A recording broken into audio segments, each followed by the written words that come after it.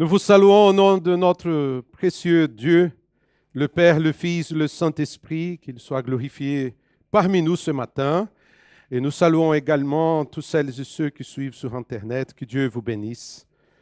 Ce matin, nous aurons le plaisir d'écouter le témoignage de notre cher frère Daniel Berger. Et quand on a un frère qui a vécu tant de choses et qui marche avec Jésus pendant des années, cela nous offre assurément un merveilleux exemple de foi.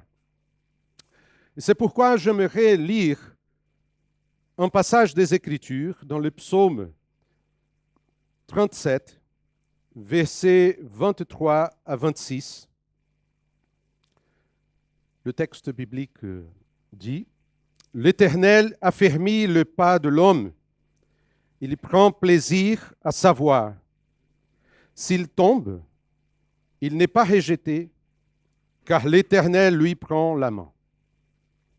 J'étais jeune, j'ai vieilli, et je n'ai pas vu le juste être abandonné, ni ses descendants mendier leur pain. Il est toujours compatissant, il prête, et sa descendance est bénie. » Pour commencer ce moment de louange, d'adoration, je vous invite à chanter 64 de « À toi la gloire ». À Dieu soit la gloire. Pour son grand amour, en lui, je veux croire jusqu'au dernier jour. Je vous invite à chanter ce beau chant pour la gloire du Seigneur et que son nom soit exalté parmi nous.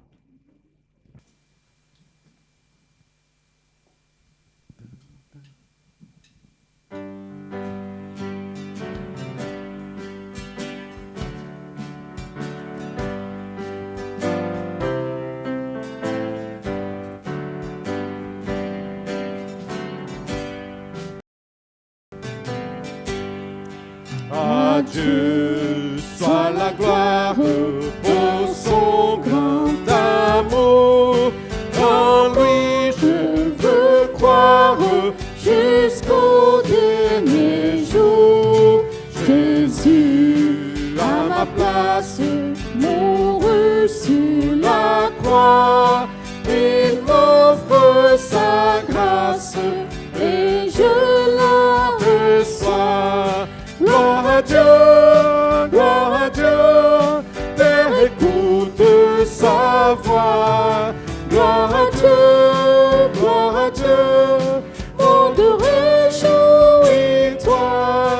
Oh, venez au Père, Jésus est vainqueur de toute la terre, chantons son honneur.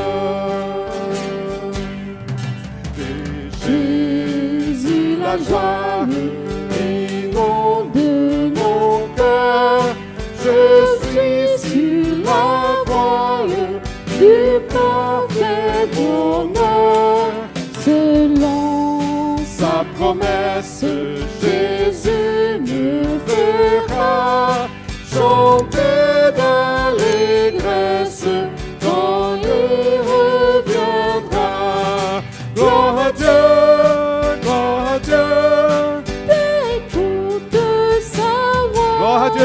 Gloire à Dieu, monde réjouis-toi.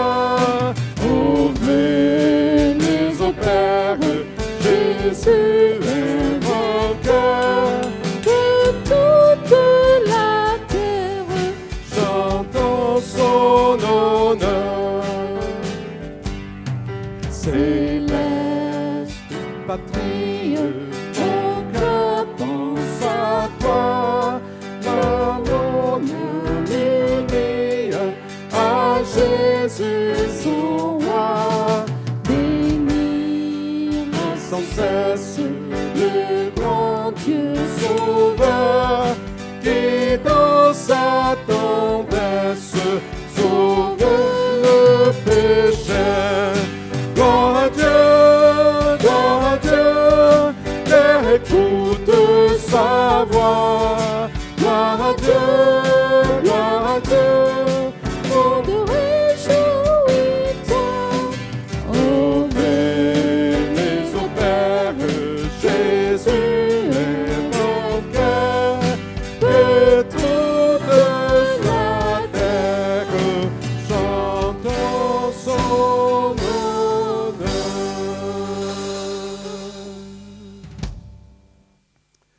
vous invite à prier, s'il vous plaît. Notre Dieu, notre Père, nous te remercions parce que tu nous as sauvés, tu nous as envoyé Jésus pour mourir sur la croix pour nos péchés. Si nous sommes là, nous sommes pour glorifier ton nom, pour exalter ton nom, parce que c'est toi, Seigneur, la raison principale de notre vie. Nous te demandons ta grâce pour ces instants, que ton Saint-Esprit puisse parler à nos cœurs, que chaque moment de ce culte que nous rendons à ta gloire, ton nom soit exalté parmi nous. Au nom de Jésus. Amen. Nous sommes là pour louer le Seigneur. Je vous invite à chanter 2 chants pour exalter le nom du Seigneur. Béni soit ton nom. Soit dans les moments d'abondance, soit dans le désert, soit quand brille le soleil, ou dans la souffrance. Béni soit ton nom, Seigneur. Je vous invite à se lever et à chanter le nom du Seigneur.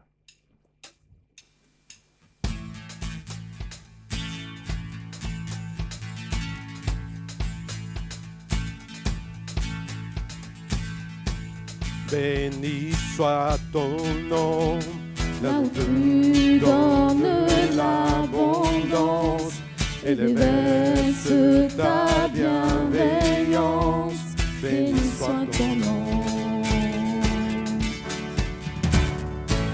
Béni soit ton nom, celui qui traverse un désert et que je marche en terre inconnue. Béni soit ton nom. Tes bienfaits font naître en moi des chants de louange. Et même au cœur de la nuit, Seigneur, je redirai. Béni soit le nom du Seigneur. Béni soit ton nom. Béni soit le nom du Seigneur. Béni soit ton nom glorieux.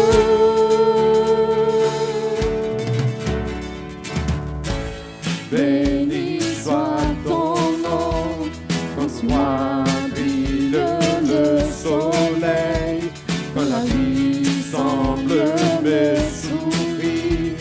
Béni soit ton nom. Béni soit ton nom, sur la route de souffrance, sur ma route offrir ma louange. Béni soit ton nom. Tes bienfaits font naître en moi des chants de louange. Et même au cœur de la nuit, Seigneur, je redirai. Béni soit le nom du Seigneur. Béni soit ton nom. Béni soit le nom du Seigneur. Béni soit ton nom glorieux. Béni soit ton nom. Béni soit le nom du Seigneur. Béni soit ton nom. Béni soit le nom du Seigneur. Béni soit ton nom glorieux. Tu donnes et tu reprends. Tu donnes et tu reprends. Ton cœur choisit de dire, oh béni soit ton nom. Tu donnes et tu reprends. Tu donnes et tu reprends. Mon cœur choisit de dire, Oh, béni soit ton nom. Béni soit le nom du Seigneur. Béni soit ton nom. Béni soit le nom du Seigneur. ton nom, béni soit le nom du Seigneur, béni soit ton nom, béni soit le nom du Seigneur, béni soit ton nom glorieux.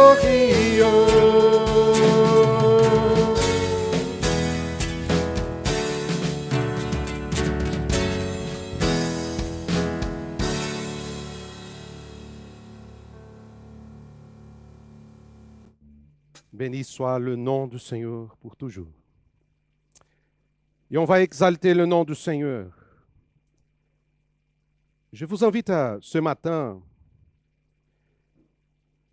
qu'on puisse faire comme un grand choral. Chaque dimanche, chaque instant que je chante, que j'adore le Seigneur, j'imagine le paradis. Quand je lis le livre d'Apocalypse est plein de louanges. Et toutes les fois que le livre parle du trône de Dieu, il est entouré des personnes, des anges qui louent le nom du Seigneur. Et ce chant dit, Dieu, tu es grand, tu es fidèle et bon. Ton amour infini nous confond. Je vous invite à pas simplement chanter, mais vraiment réfléchir sur chaque mot et dire, oui Seigneur, Dieu tu es grand et digne de gloire, de louange, d'adoration. J'élève ma voix. J'élève ma voix. C'est impressionnant parce que j'aime le football, hein, je suis brésilien. Oui, malheureusement, mais on aime quand même. Et c'est impressionnant quand nous sommes dans une aréna de foot, les gens crient pour un jeu de foot qui va durer 90 minutes. Et parfois, les peuples de Dieu, quand devant le Seigneur, il me semble qu'ils chantent un peu « Dieu, tu es grand et digne de gloire ». Mes chers amis, nous sommes devant le Dieu Tout-Puissant, le Dieu fidèle, le Dieu qui est bon, le Dieu qui est saint, mais le Dieu qui est un Père d'amour, qui nous aime infiniment. Et là, on chante « Dieu, tu es grand et digne de gloire ». On chante pour dire « Seigneur, tu es digne de notre louange, de notre adoration ». Je vous invite ce matin à chanter pour la gloire du Seigneur.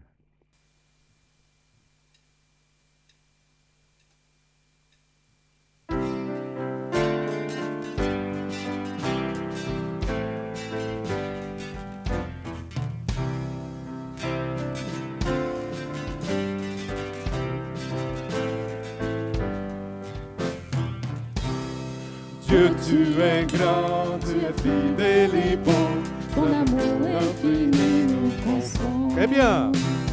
Dieu, tu es grand, tu es saint et puissant, viens régner dans nos cœurs maintenant. Dieu, tu es grand et digne de règne. Dieu, tu es grand et digne de gloire. Dieu, tu es grand, j'élève ma voix, j'élève ma voix. Dieu, tu es grand. Dieu, tu es grand. Dieu, tu es grand, tu es fidèle et bon, ton amour infini nous confond. Tu es grand, tu es saint et puissant, viens régner dans nos cœurs maintenant.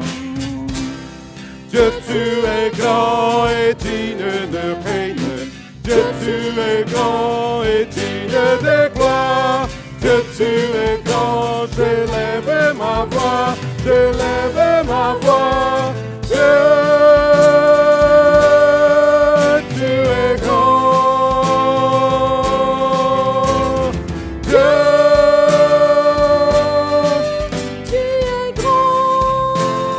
Tu es grand.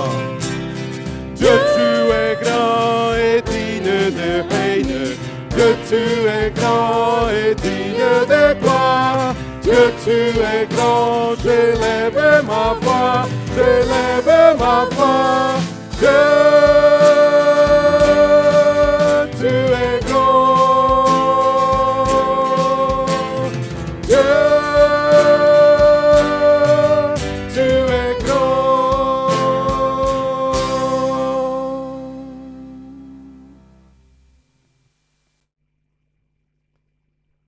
Ta justice, ô Dieu, atteint les sommets.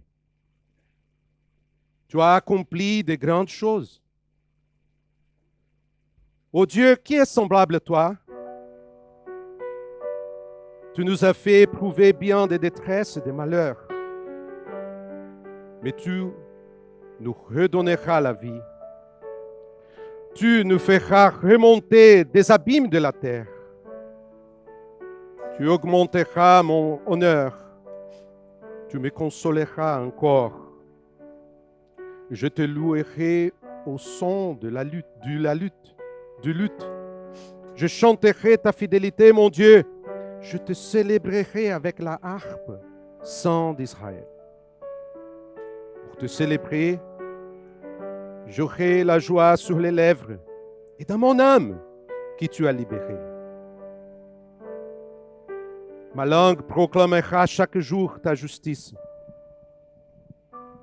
car ceux qui cherchent mon malheur sont honteux et rougissent.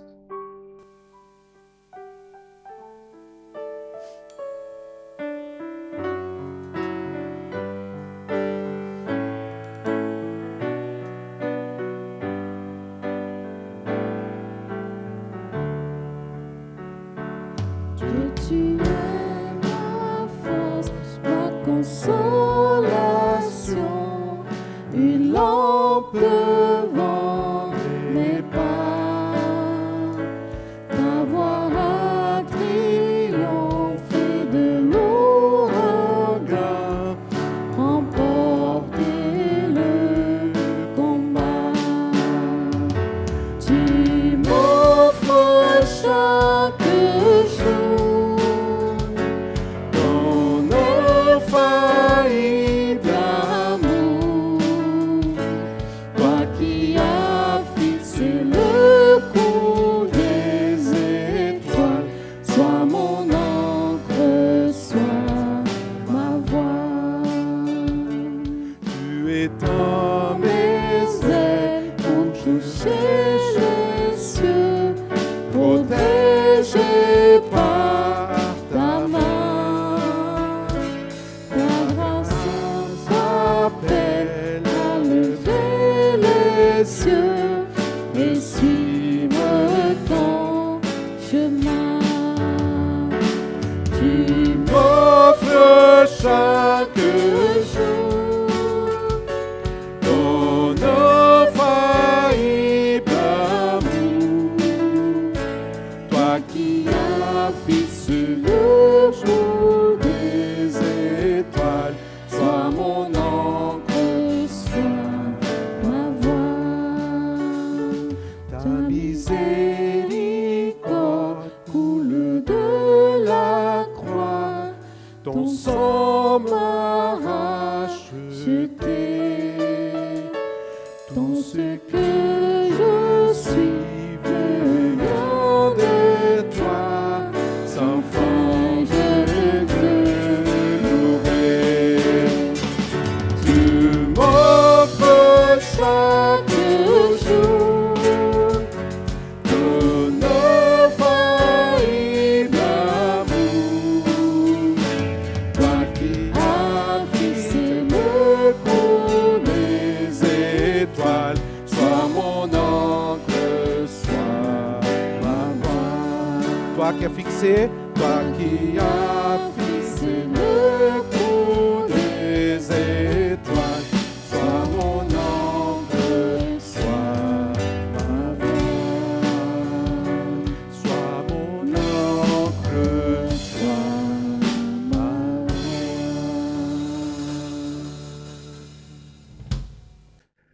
ce matin, Daniel va partager avec nous son témoignage. Nous remercions le Seigneur pour sa vie, pour sa présence dans l'Église, son témoignage, son amour. Et je crois que Dieu a beaucoup de choses à nous dire ce matin par sa vie. Merci Daniel, que Dieu te bénisse. Quelle émotion, vous m'entendez? Bonjour à chacun, à ceux que je n'ai pas pu saluer, que Dieu vous bénisse et que Dieu conduise ces moments que nous passons ensemble. Si je suis ici ce matin, c'est la faute à un homme qui s'appelle Jean-Luc, qui m'a demandé il y a déjà quelques mois, est-ce que tu as pas quelque chose à nous dire? Je lui ai dit, écoute, je réfléchis. Et j'ai réfléchi, puis pour finir, j'ai dit d'accord, je suis d'accord pour donner quelque chose, mon témoignage, mais c'était au mois de novembre, quelque chose comme ça. Et j'avais fixé une date, intentionnellement, pour pouvoir rassembler aussi tous les membres de ma famille qui sont là présents. J'ai fixé une date parce que c'était le printemps, parce que le soleil est là, parce que c'est plus agréable d'être par un temps pareil que plutôt que sous la neige. Voilà. Et je vois ici devant moi les frères, les sœurs, même plus âgés que moi, figurez-vous. Elle est là sur le bord avec sa veste verte et puis son déambulateur. Elle est plus âgée que moi. Comment? Ah, tu es vieille, d'accord. Et je vois les enfants, les petits-enfants, et ce que je ne pensais pas, c'est arrière-petits-enfants qui sont juste là devant. Que Dieu les garde et les bénisse. Voilà. Je ne sais pas ce qui passe sur l'écran présentement.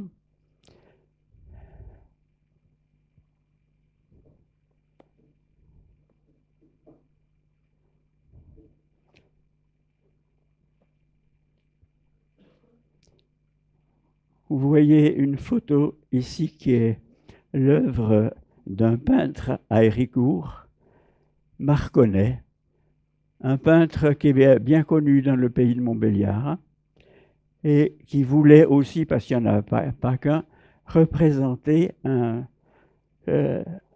thème qui est extraordinaire. C'est la lecture de la Bible au pays de Montbéliard.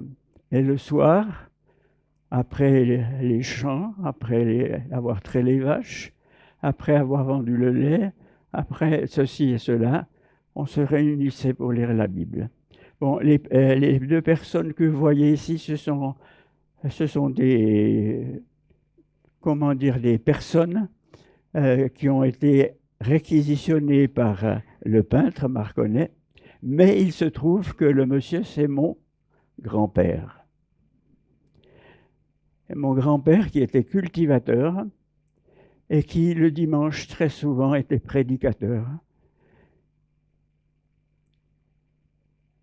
Vous voyez quand même une certaine harmonie et certaine, en moi, je suis un peu ébranlé, bien sûr. La dame qui est à côté, ce n'est pas ma grand-mère, mais c'est tout simplement la mère du peintre. Mais il avait besoin de sujets et il a demandé à ces personnes qui étaient leurs voisins d'ailleurs, de pouvoir poser avec lui. Et c'est chose qu'il a faite. Et ce grand-père, figurez-vous que j'ai eu le bonheur de le connaître, il a vécu à cheval sur deux siècles. Il avait vécu à cheval sur 2 siècles. Et il est décédé en 1962 à Héricourt, dans la ferme dans la maison qui était la ferme à l'époque, mais la ferme ne fonctionnait plus et nous en avions hérité en famille. On était là, tous les uns et les autres. Et à côté de la salle de la maison, il y avait un petit couloir à traverser et en face, c'était la salle de réunion que mon grand-père avait ouvert en abattant les cloisons pour faire de la place. Et c'est ainsi que l'Évangile a commencé, non pas à être prêché, mais l'action biblique, parce que je suis originaire de l'action biblique, c'est dans cette œuvre que je suis né, c'est dans cette œuvre que j'ai servi, et j'ai appris par ce grand-père des choses extraordinaires. C'était un homme qui était près de la nature, c'était un homme qui n'hésitait pas à se recommander à Dieu pour son travail, pour ses chants. Et il racontait combien il était merveilleux de pouvoir être cultivateur avec Dieu à côté. Et il m'a fait grâce à plusieurs reprises de parler de certains sujets, entre autres de la culture. Je l'ai vu faucher à la faux, non pas avec une petite faux de Castorama comme ça, mais une grande faux comme ça, qui ne s'affûte pas, mais qui se bat avec un marteau sur une enclume. Et ils étaient à plusieurs pour faucher. Il y en a un qui commençait, l'autre continuait à côté, un autre à côté. Ils faisaient ça à la main. Et puis après, il fallait retourner aussi l'herbe, la faire sécher, la rentrer. C'était un travail quand même important. Et il m'a dit ceci: Dieu ne m'a jamais envoyé la grêle au mauvais moment, mais Dieu a permis au bon moment la pluie de la première de la saison où, Seigneur, en somme, ces cultivateurs étaient honorés de servir Dieu. Voilà. Je vais, quand Jean-Luc m'a parlé, comme je vous ai dit, il y a quand même plusieurs mois, j'ai noté au fur et à mesure ceci, cela, etc. Puis j'en étais arrivé dernièrement à devoir faire un tri, parce que je ne peux pas tout vous raconter, évidemment, parce que ça serait quand même terrible de voir vous imposer cela. Je suis né donc dans une famille, comme vous l'avez aperçu, dans une famille chrétienne. C'est un grand privilège, mais c'est aussi une responsabilité, parce que je n'avais pas tellement besoin de Dieu à ce moment-là. Le Seigneur avait repris ma mère, j'avais 6 ans, et mes frères et sœurs qui sont là peuvent en témoigner. Et puis ensuite, on n'était pas à Héricourt, on a passé la guerre, disons l'occupation à Bordeaux. Et là, je n'avais pas tellement besoin de Dieu. Dieu me faisait peut-être, comment dire, un peu peur. On me l'avait souvent dépeint comme un père fouettard, parce que j'en avais certainement besoin. Mais bon, ça ne se donnait pas. Et puis les jours ont passé, les années ont passé. Et puis un jour, il y a, à Héricourt, il y a monsieur Duvanel, ça ne vous dit rien du tout, mais c'était un monsieur qui était enseignant à l'école biblique, et qui était aussi à la tête de beaucoup de choses, comme dans des campements, par exemple. Et puis, un matin, il était venu à Héricourt, où il a donné une série de réunions à différents endroits. Et puis, un matin, il est arrivé près de la maison, l'ancienne ferme qu'il connaissait déjà, bien sûr. Ce n'était pas la première fois qu'il prêchait là. Et puis ma sœur aînée vient me dit, Monsieur Duvanel t'appelle. Aïe, qu'est-ce qui va se passer? Et là, Monsieur Duvanel m'a expliqué que Jésus était mort pour moi, à ma place, et que Dieu avait pris ma place, et il m'avait cité le verset de 2 Corinthiens 5, 21, celui, Jésus, qui n'a point connu le péché, Dieu l'a fait devenir péché pour nous, afin que nous soyons justice de Dieu. Le Père a fait devenir son Fils pécheur à ma place. Est-ce que vous en êtes conscient? Ce que cela représente, pour moi, ça représente des choses importantes. Et c'est là où je me suis converti. Et c'est là où j'ai passé, c'est maintenant que le chant qui est là. Il est prévu après, mais on le verra après. Bon. Et je me suis converti et ma vie a changé. Et là, j'ai commencé à voir les choses différemment, à servir Dieu de ma petite manière. Et nous avions dans l'Est des sorties d'action, c'était autorisé à l'époque. On se rassemblait, par exemple, dans un village. Les personnes qui venaient de droite et de gauche, de Valentinier, de Belfort, de Montbéliard, etc. Et on avait une chorale. Et cette chorale chantait dans les villages, etc. Et on en a visité des choses comme ça.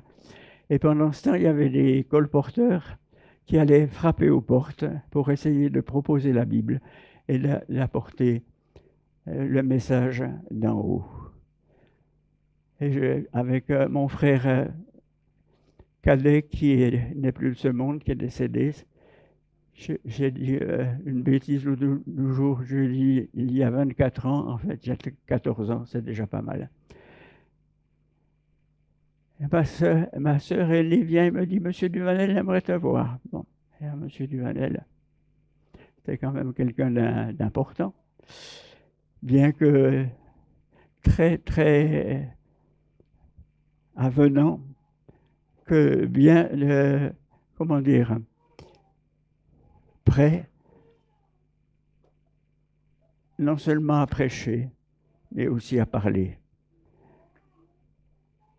Et il a parlé de telle manière que je me suis converti ce jour-là. Ça fait quelques années déjà. Suite à cela, j'ai commencé à droite et à gauche de rendre service.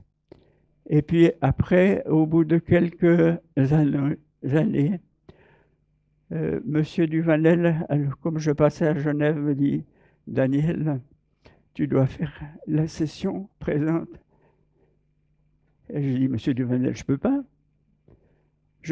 Je suis soutien de famille. » Qu'est-ce qu'un soutien de famille? Figurez-vous qu'à l'époque, on n'avait pas les allocations familiales comme ça. Et ma seconde mère, qui était ma tante, la belle-sœur de mon père, qui avait pris la relève, avait besoin d'allocations familiales. Et il fallait... Moi, j'étais donc soutien de famille. C'est-à-dire, parce que je travaillais, elle pouvait toucher les allocations familiales. Et je dis, je ne peux pas partir à la session, parce qu'il n'y aura plus de soutien de famille. Comment? Ah oui, d'accord. Session à l'école biblique. Certains d'entre vous la connaissent, cette école biblique, ont déjà fait un bref passage. Et puis, bon, ça s'est quand même donné. Figurez-vous que, je vais peut-être vous paraître un peu bizarre, vous avez entendu parler de la guerre d'Algérie? Jamais. On n'en parle pas. On parle des événements d'Alger, mais on ne parle pas de la guerre d'Algérie. Et figurez-vous que mon frère aîné faisait son service militaire, d'abord 3 mois dans la métropole, et ensuite, après, c'était l'Algérie, avec ce que cela représentait. où il a été au Maroc pendant 30 mois. Alors, bonjour les études. Vous voyez, à cette période-là. Et mon frère a pris ma place comme soutien de famille et j'ai pu aller à l'école biblique. Une école biblique où j'ai découvert plein de choses et où j'ai découvert aussi les choses qui...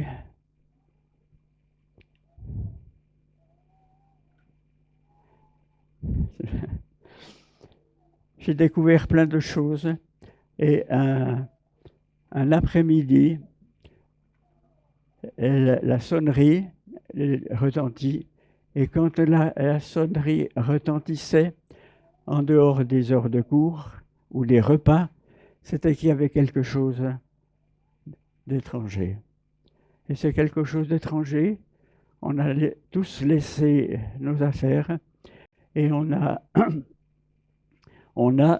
été dans la salle des cours où M. Duvanel était là en nous disant, le fondateur, M.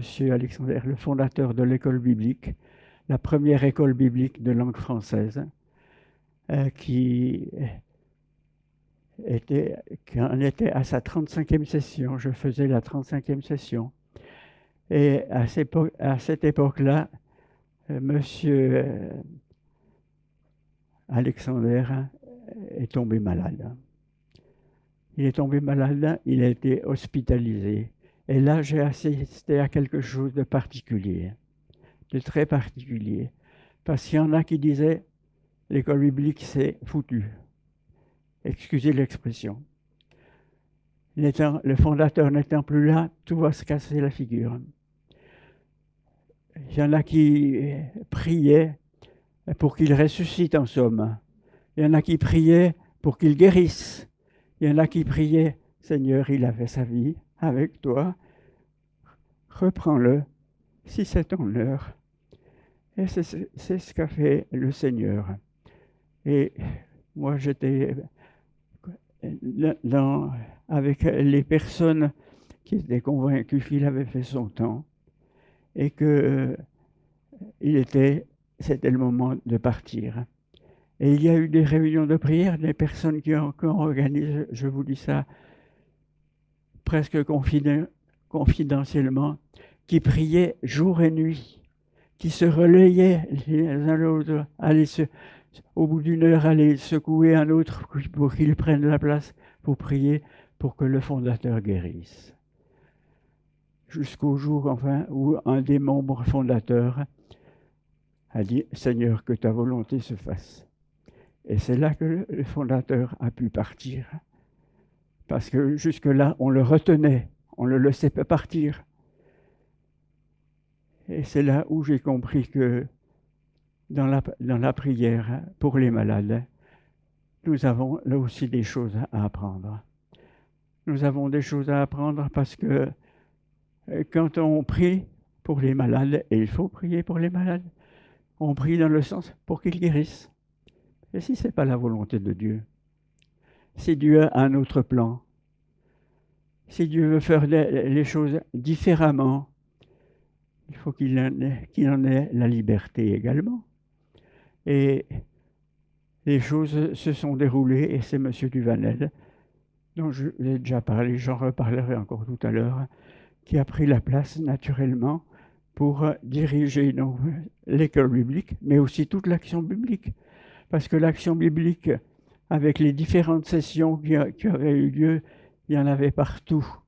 Il y en avait en Afrique du Sud, il y en avait aux Indes, il y en avait en Afrique du Nord, il y en avait au Brésil. J'ai prié pour Sao Paulo avant de connaître la famille Souto-Mager, oui. Bien, c'était un travail,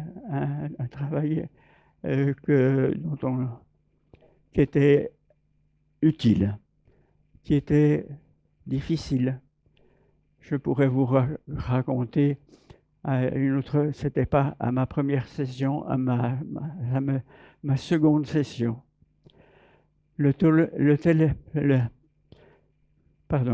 La sonnette un après-midi, c'était pas l'heure d'un cours, sonnait, a sonné de nouveau, on se rassemble et s'est dit qu'est-ce qui se passe? Et à ce moment-là, M. Duval on n'avait pas les téléphones et puis tout ça, toutes ces choses-là. Et puis même le téléphone, c'était quelque chose d'exceptionnel. Et c'est un télégramme qui venait de la foire de Casablanca, où il était écrit ceci, incident, Hébreux 11. C'est tout, parce qu'il ne pouvait pas dire n'importe quoi. Lettre suit. Et la lettre a suivi, peu de temps après, et c'était un frère en Christ qui était jeune marié d'ailleurs, et qui était venu donner un coup de main à la foire de Casablanca. Et un individu s'est introduit dans le stand et lui a donné un coup de poignard jusqu'à la veine, comment on l'appelle, jugulaire, fémorale. Et bien sûr il a commencé à saigner, attroupement, ambulance. Avant qu'il n'arrive à l'hôpital, il était décédé. Et ils avaient un enfant qui est né posthume, qui n'a jamais connu son père, qui s'est appelé aussi François. Comme son père. Comme je suis un peu émotionné parce que c'est quand même les choses qui marquent. Et des fois, on a tendance à dire, mais Seigneur, pourquoi tu permets ça? Pourquoi? Il y a un homme que nous trouvons dans la Bible et qui a dit combien de fois pourquoi à Dieu, c'est Job. Et Dieu n'a pas répondu à ces questions. Mais il lui a dit, étais-tu là quand je créai le crocodile? Étais-tu là quand je créai l'hippopotame? Et il donne toute une série de créations qu'il nous est mentionné dans le livre de Job. Et il avait aussi mentionné ceci, étais-tu là quand j'ai mis une porte à la mer? Et j'ai dit jusqu'ici et pas plus loin, là s'arrêtera l'orgueil de tes flots. Et quand mon épouse est tombée malade, elle était en train de dégénérer vers Alzheimer. Ce n'était pas encore le cas.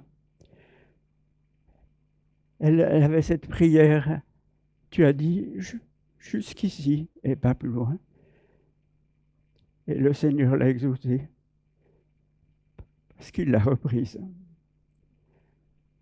Je ne veux pas dire que je me suis réjoui.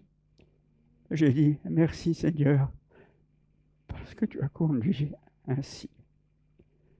Parce que tu as conduit ainsi. Bon, je ne veux pas vous raconter que des choses de ce genre-là, mais je peux quand même vous dire une chose, c'est que dans Job, au début du livre de Job, on apprend que Satan est là pour accuser ceux qui marchent avec Dieu. C'était le cas pour Job.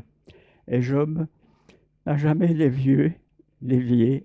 Il a toujours fait confiance à Dieu, mais en lui posant la question, pourquoi? Et à la fin du livre de Job, nous voyons que Dieu lui a donné le double des choses qu'il avait avant. S'il avait 10 000 chevaux, il en a eu 20 000. Je n'ai pas les chiffres là exacts. S'il avait tant de brebis, il en avait le double. S'il avait tant de chameaux, il en avait le double. Et puis, comme il avait 10 enfants, il a eu 10 enfants. Je me suis dit, mais pourquoi?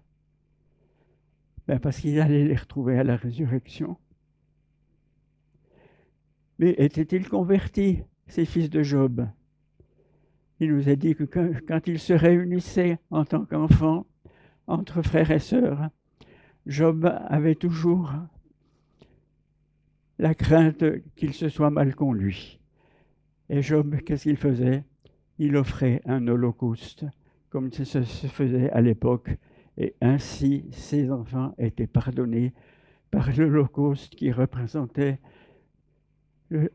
la vie de Christ et qui était donnée pour lui. Je ne veux pas vous raconter que ça, mais j'aimerais vous raconter encore d'autres choses. D'autres choses qui m'ont marqué, qui m'ont perturbé, où j'ai cherché, où j'ai trouvé des solutions. Et une des choses qui m'a perturbé profondément et pendant plusieurs années, je dis pourquoi, je ne comprends pas, la Bible nous dit ceci, et dans la vie active, c'est autre chose. Vous croyez, vous, au vendredi saint? J'y croyais, mais je n'y crois plus. Je n'y crois plus. Parce que le Seigneur a ouvert une porte et m'a montré où il fallait chercher. Il m'a dit, en somme, lis dans le Lévitique. Et dans le Lévitique chapitre 24 et 25, vous avez toutes les fêtes d'Israël, et il y avait entre autres le sabbat. Et le sabbat, comme vous le savez, le 7e jour était un jour chômé, on ne travaillait pas, et où on honorait le Seigneur. Et à ce moment-là, tous les 7 sabbats, tous les 7 ans, il y avait un grand sabbat. Il y avait en somme un 2e sabbat. Et c'est là où j'ai compris qu'il s'était passé quelque chose et qu'il y avait un 7e jour qu'on avait mis de côté. Quand on lit ce qui concerne les disciples qu'on a appelés les disciples d'Emmaüs, Jésus arrive à côté d'eux et puis il parle à côté et puis il dit mais de quoi parlez-vous en chemin? Puis il y en a, est-ce que c'est Cléopas? Il y en a qu'un des deux, donc on connaît le nom. Il dit comment? Tu es le seul habitant Jérusalem qui ne sait pas ce qui s'est passé? Ah non. Et Jésus a commencé à leur raconter ce qui le concernait depuis l'origine jusqu'à ce jour où il était là dans le monde, où il était venu pour cela dans le monde. Et tous les 7 ans, il y avait une journée qui était ajoutée et qui, en somme, faisait les 3 jours et 3 nuits. Moi, quand j'ai compris en lisant la Bible que 2 plus 2, ça faisait 6, je ne comprenais pas très bien. Pour moi, 2 plus 2, ça faisait 4. Ben non, 2 plus 2, ça faisait 6. Pour tous ceux qui pensent que Christ est mort le jour de vendredi saint, ce qui est absolument faux. Et tous les 7 ans, 7 fois 7, 49, c'était le jubilé. Et là, c'est encore beaucoup plus intéressant. Figurez-vous que pendant 2 ans, il ne plantait rien. Il ne semait pas. Il récoltait ce que les champs donnaient. Et le Seigneur leur avait dit, je vous donnerai le double. Et le jubilé a été célébré. Pendant combien d'années? On ne sait pas, mais le peuple s'est vite lassé parce qu'on n'en parlait plus. Et il m'est venu à l'esprit, je n'ai pas la preuve, que quand Jésus-Christ est décédé et est ressuscité, on était en pleine année de jubilé. C'est fort possible. Parce que c'était tous les 49 ans, il y avait une 50e année qui était l'année de jubilé. Eh bien, c'est quelque chose qui m'a parlé. Il faut que je regarde l'heure aussi, parce que l'heure tourne. Et puis, pour moi, ça a été quelque chose de classé, quelque chose, une conviction profonde. Christ n'est pas mort le vendredi, mais il est mort le jeudi. Et le vendredi, on en a fait des choses. Les jours de chance, les jours de malchance, les Black Friday, les journées où on peut faire du commerce, où on peut gagner, ou tout perdre. Eh bien, ce jour de vendredi, pour moi, ce n'était pas le jour où le Seigneur est décédé, où il a donné sa vie, mais c'était le deuxième jour qu'il était dans la tombe. Et il est ressuscité le troisième jour, comme le dit l'Écriture. Il y avait Jean, le disciple que Jésus aimait, qui avait dit ceci: ce sabbat est un grand sabbat. Et je m'étais dit, où trouver ce grand sabbat? Dans le Lévitique. Dans le Lévitique, c'est là où on trouve ce grand sabbat. Et Jean, le disciple que Jésus aimait, ou plutôt qui aimait Jésus, parce que quand tout le monde s'est carapaté à la croix, il y en a un seul qui est resté, c'est Jean. Jean, il n'est pas parti. Jean, il est resté. Alors que les 11 autres étaient déjà partis, et Judas, bien sûr, aussi. Jean est resté. C'était le disciple que Jésus aimait, ou c'était peut-être le disciple qui aimait Jésus. Ce qui est tout à fait différent.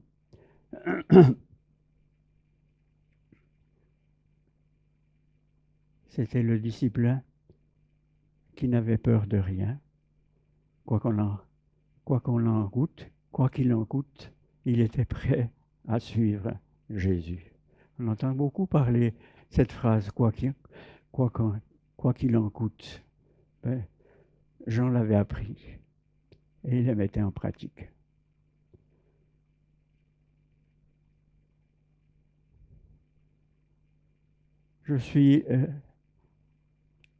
Je vais arrêter là parce que je vais vous emmener très très loin encore, mais je vais remercier tous les membres de ma famille qui sont là. Il y a mes frères, plus tellement frères, mais mes sœurs en tout cas qui sont là. Il y a un frère qui est là aussi, qui est juste en face de moi.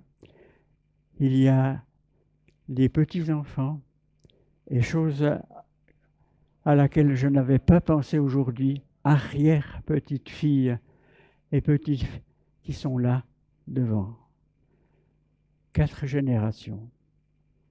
Eh bien, je prie pour eux afin qu'ils marchent avec le Seigneur. Et j'aimerais, avant de terminer, rendre gloire à Dieu. J'aurai encore beaucoup d'autres choses à dire. Gloire à Dieu, comme l'apôtre Jean, toujours le disciple que Jésus aimait, qui a dit ceci: il n'y a pas de plus grand bonheur que de voir ses enfants marcher avec le Seigneur. Je vous assure que c'est vrai. Je vous assure que c'est vrai, mais il faut le vouloir. Et le Seigneur est mort, pas seulement pour moi, pas seulement pour un tel, mais le Seigneur est mort pour celui qu'on a appelé le disciple que Jésus aimait. Et parfois je me suis dit, mais est-ce que Dieu faisait la différence entre les uns et les autres? Est-ce qu'il en aimait un plus que les autres? Il les aimait tous. Mais il y en a un qui en particulier ne comptait pas sur ceci ou cela, mais il comptait obéir à Dieu et il savait que sa place était là. Et le lendemain matin, pas le lendemain matin, mais après la résurrection, quand il a appris et que le tombeau était vide, Pierre toujours prêt à se mettre en mouvement. Pierre s'était lancé, mais Jean courait plus vite que lui.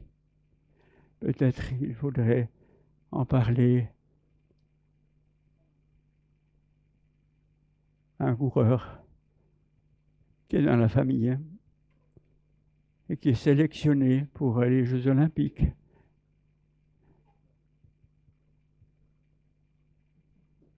Qu'il apprenne à courir avec lui. Et j'aimerais poser une question à chacun maintenant. Vous croyez que Jésus avait un chouchou? Oui, il avait un chouchou. Et ce chouchou, c'est toi. C'est toi. Qui que tu sois, c'est toi. Il a donné sa vie pour toi. Et il ne reste qu'une chose à faire, c'est l'accepter et le croire. Bien, faites-le. Et n'attendez pas. Ne faites pas comme moi en disant « à dimanche prochain, à dimanche prochain ». Vous n'aurez pas M. Duvanel pour vous dire.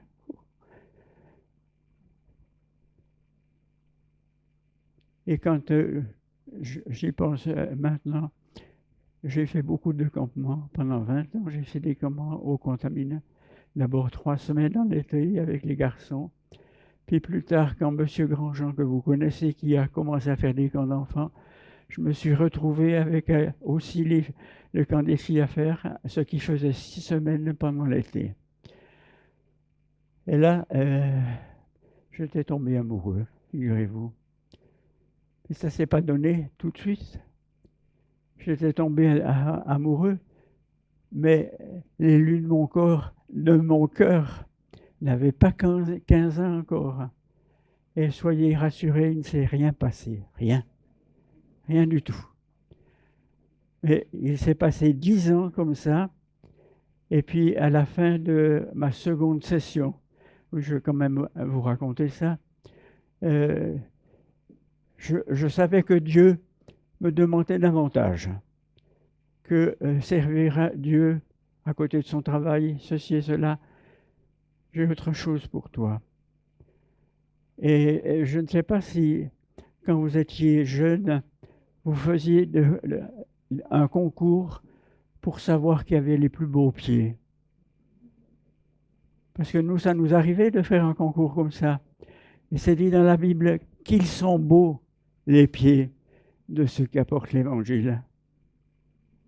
Est-ce que vous voulez avoir des beaux pieds? Apportez l'Évangile. Et là, j'ai compris que le Seigneur m'appelait à autre chose. Et il y a des différents événements, entre autres à Malpasset, ça ne vous dit peut-être pas grand-chose, c'est du côté de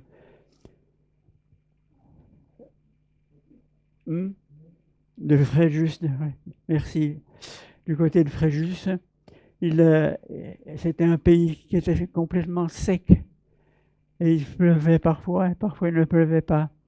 Et les hommes ont imaginé de construire un barrage, et pour faire un lac, et ils ont fait, et ça demandait du temps. Et puis après, pour que ce lac se remplisse, il faut parfois du temps. Il avait été inauguré, il n'y avait pas encore suffisamment d'eau dedans. Et puis un jour, l'eau est arrivée, ou une nuit plus exactement, où le barrage a craqué par le bas. Toutes les structures du bâtiment, le béton et tout ça, dégringolé, et l'eau avec, etc. Pour arriver dans ce village de Malpasset, où il y a eu 423 victimes cette nuit-là. Quelques semaines plus tard, c'est à Agadir, un tremblement de terre où la ville, une ville de 50 000 habitants, a été complètement rasée. Il y a en tout cas plus de 1500 victimes, et puis tout le reste, c'était des personnes sans abri. Et là, j'ai dit, Seigneur, je ne peux plus attendre. Et c'est là où je me suis inscrit pour une seconde session. Parce que là-bas, dans l'action biblique, ça se passait ainsi. vous faisiez une seconde session et ensuite vous étiez jugé de si vous étiez fait pour ou pas. Et puis j'ai fait cette seconde session. Figurez-vous, quand je vois parmi les élèves qui étaient là, chose que je ne croyais pas, l'élu de mon cœur était là. Et à la fin de la session, on m'a demandé d'aller à la Maison de la Bible de Paris, parce qu'il y avait un frère qui était malade, qui a dû retourner chez lui. Et puis, il manquait une secrétaire aussi, qui j'ai vu arriver l'élu de mon cœur. Et nous avons dû collaborer à la Maison de la Bible, mais pas longtemps, parce qu'après, Ernest n'est pas là aujourd'hui, mais il nous a raconté, lui et sa femme étaient dans le même institut, et à partir du jour où ils se sont fiancés, ils se sont trouvés dans deux instituts. Et là, ma femme s'est retrouvée à Genève, et moi en Côte d'Ivoire. C'était déjà prévu, que j'aille en Côte d'Ivoire, mais qu'elle aille à Genève, non. Et on a attendu, et on s'est mariés. Et on a eu 5 enfants que vous connaissez, dont un que vous connaissez souvent, puisqu'il prend la parole ici, Eric, et tous les autres qui sont là. Merci d'être venus. Que Dieu vous conduise. Parmi ceux qui sont venus, il y a un ancien pasteur, il y a 2 pasteurs qui sont en exercice maintenant. Parmi ces enfants, quelle reconnaissance à Dieu. En tout cas, une chose, et c'est par là que j'ai terminé, ne remettez pas à dimanche prochain. Il n'y aura peut-être pas de dimanche prochain. Et je crois que Eric a préparé un chant qu'il aimerait que nous chantions. Alors, je compte un peu sur la famille pour vous entraîner, parce que ce chant, c'est mon témoignage.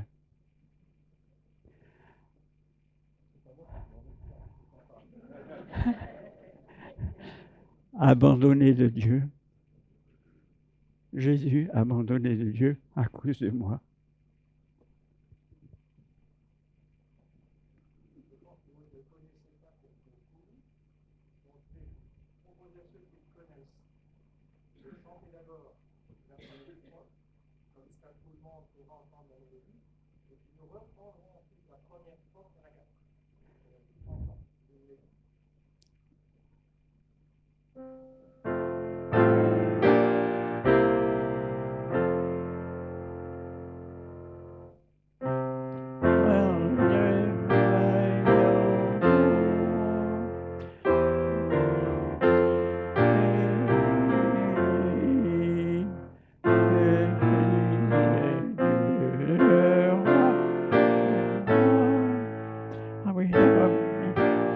Merci.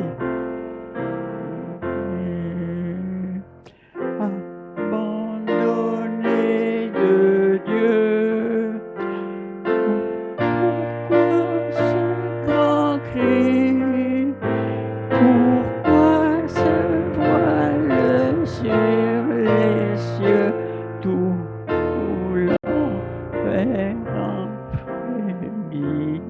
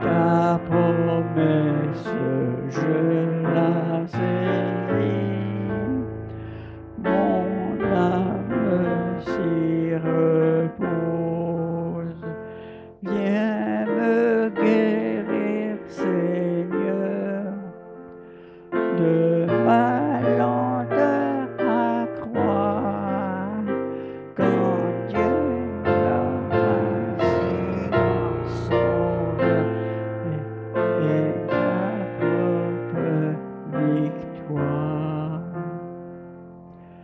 Je t'en seulement, Jésus, je me confie, et mon point et mes sentiments, tu nommes, il varie. Je crois tout simplement que j'ai que Dieu m'accepte,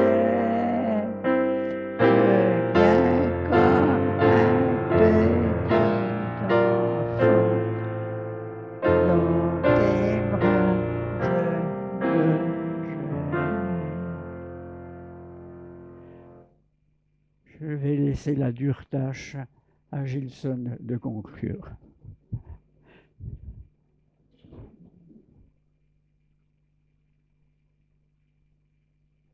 On va prier.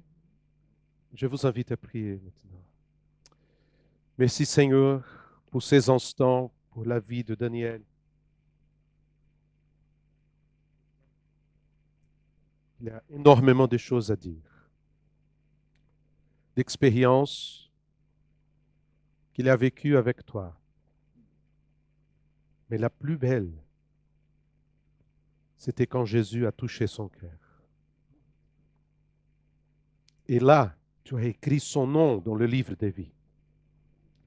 Et nous te remercions pour son témoignage, pour sa présence parmi nous, pour son expérience et tous les bons moments que nous pouvons partager avec lui. Merci pour sa vie, pour sa belle famille, tout ce que tu as donné à ton Fils. Et que ton nom soit glorifié. Au nom de Jésus. Amen.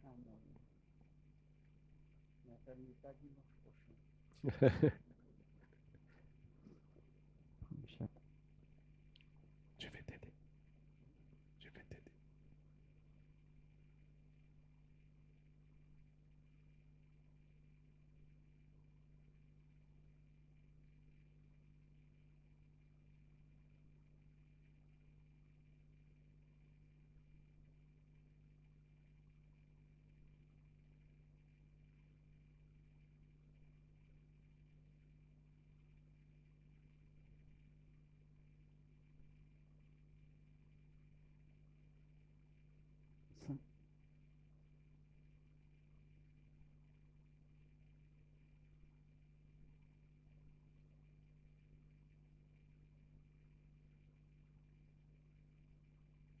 Une belle semaine avec la présence du Seigneur. Que Dieu vous bénisse et à dimanche.